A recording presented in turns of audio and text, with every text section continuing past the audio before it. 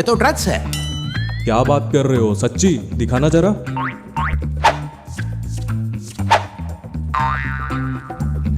Sir doctor झाटुके तो बिल्कुल सही कह रहे हैं, ये तो ड्रग्स है। नहीं नहीं अभिजीत, मुझे ठीक से समझ नहीं आया, थोड़ा और देना।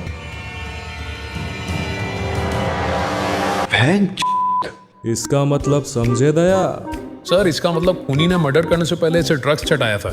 चाटना तो हम भी बहुत कुछ चाहते हैं।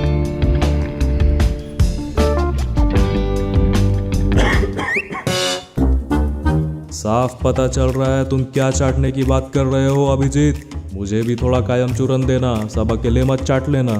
अब एक दूसरे का चाटना बंद करो और उस क्रिमिनल को जाके पकड़ो। दया, अभिजीत, फॉलो मी।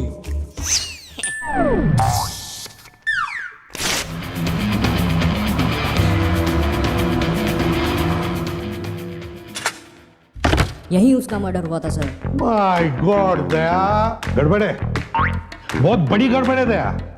ढूंढो ढूंढो अभिजीत, कोई ना कोई सुराग तो जरूर मिलेगा। सर यहाँ पे कुछ गिरा है सर।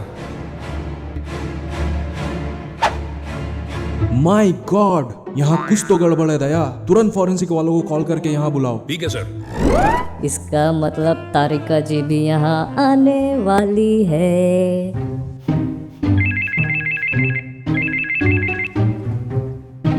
What?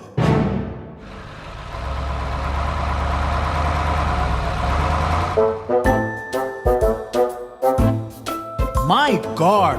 ये तो वही ड्रग्स है जो लैब में था और इसे यहाँ गिरे हुए ज्यादा देर भी नहीं हुई है। इसका मतलब समझे दया? क्या सर? अबे मतलब खूनी अभी भी यहीं कहीं छुपा है। ढूंढो ढूंढो उसे, जल्दी ढूंढो, बच के जाने ना पाए बोस। 1 hour later.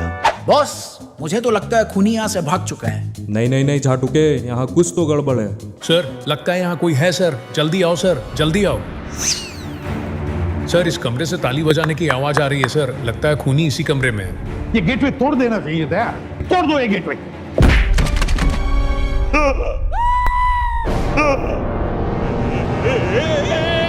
कुछ समझे दया? हाँ सर, इसका मतलब है। हाँ, इसका मतलब है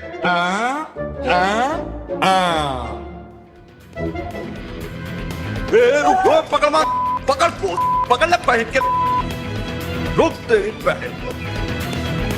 ले बात। हाँ मैं नहीं मारा उसे। सारा दिन इंस्टाग्राम पे रील्स बेच बेच कर मेरा दिमाग खराब कर दिया था उसने। जब भी नेट ऑन करता था उसके 50 रील्स आए हुए रहते थे। क्या पक रहे हो माँ? इतनी सी बात के लिए तुमने उसका खून कर दिया? सिर्फ इतनी सी बात नहीं है, खुद तो सारा दिन रील्स भेजता रहता था, पर जब भी मैं उसे रील्स भेजूं तो कभी रिएक्ट ही नहीं देता था। अरे रिएक्ट देना तो छोड़ो सर, शायद कभी वो देखता भी नहीं था। पढ़ने लिखने की उम्र है और यहाँ रील्स भेजी जा रही है।